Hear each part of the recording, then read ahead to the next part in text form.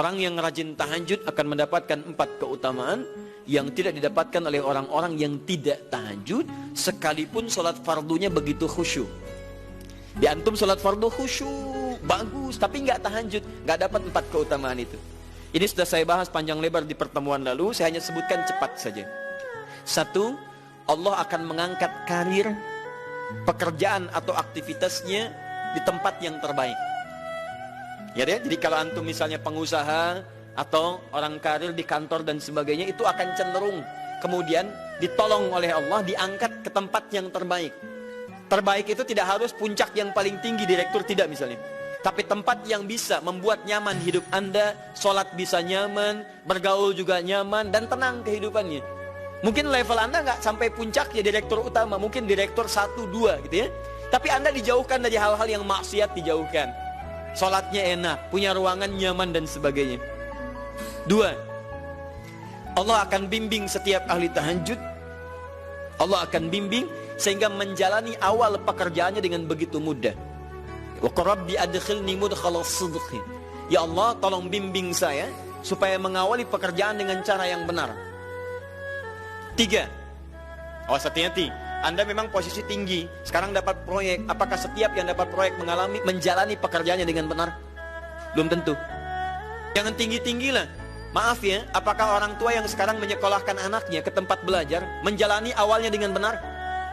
Hati-hati ya Bu ya, Pak.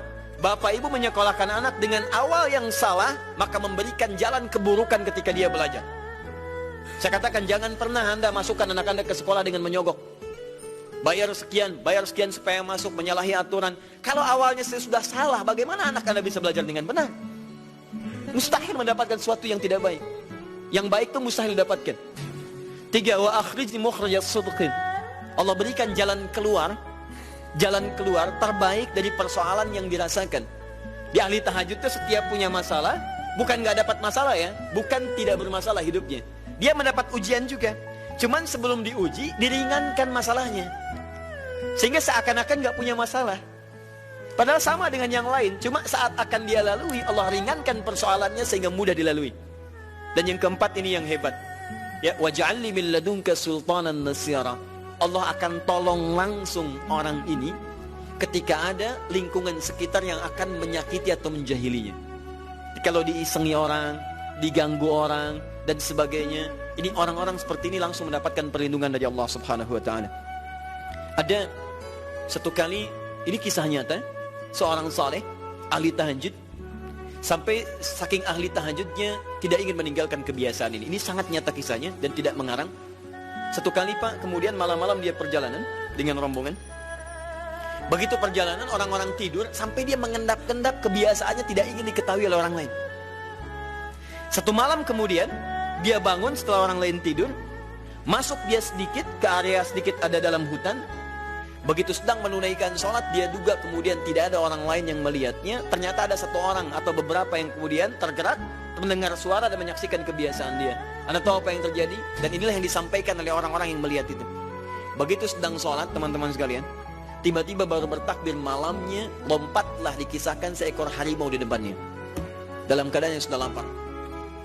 Saya mau tanya pada Bapak Ibu, begitu sholat misalnya Allahu Akbar, tiba-tiba samping ada harimau. Wow. Apa yang dilakukan? Kabur. Udah gak panjang pikirnya, kabur ya kan? Tapi sekarang lihat apa yang beliau sampaikan. Begitu datang harimau itu, perhatikan ahli tahajud ini. Dia ingat dengan janji Allah. Dia ingat dengan janji Allah. Perhatikan baik-baik ya. Kalau Anda sudah punya kebiasaan Qur'ani dalam jiwa Anda, maka ayat itu akan hadir membimbing Anda dalam setiap kesulitan Anda. Apapun itu. Nabi Yusuf dekat dengan Allah. Ketika digoda muncul ayatnya.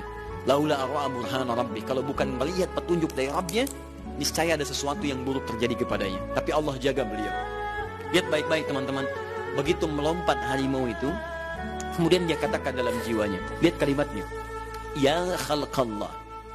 Hei makhluk Allah. Dia tidak katakan ya namar, hei harimau, tidak. Kalau disebutkan harimaunya menunjuk pada zatnya, tapi dia lekatkan makhluk ini kepada penciptanya. Hei makhluk Allah. Ya khalqallah, hei makhluk Allah.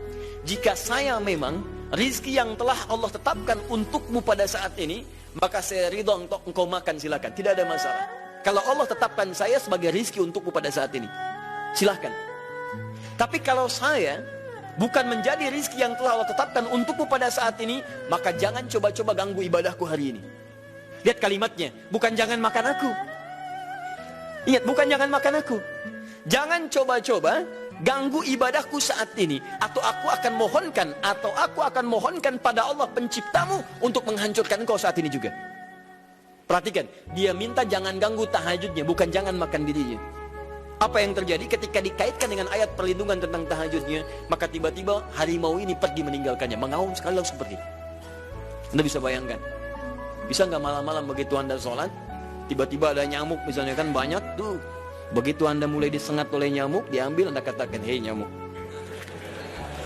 kalau ini memang rizki yang telah Allah tetapkan untukmu saat ini, sedot sebanyak-banyaknya, saya ikhlas. Tapi kalau bukan, jangan coba-coba ganggu saya. Atau saya mohonkan kepada Allah pencipta untuk menghancurkan kau saat ini juga. Masya Allah. Kira-kira apa reaksi nyamuk? Makin banyak kayaknya. Coba cek. Berarti chemistry-nya harus lebih dibangun lagi. Tingkatkan. Itu waj'alni min ladunka sultanan nasira.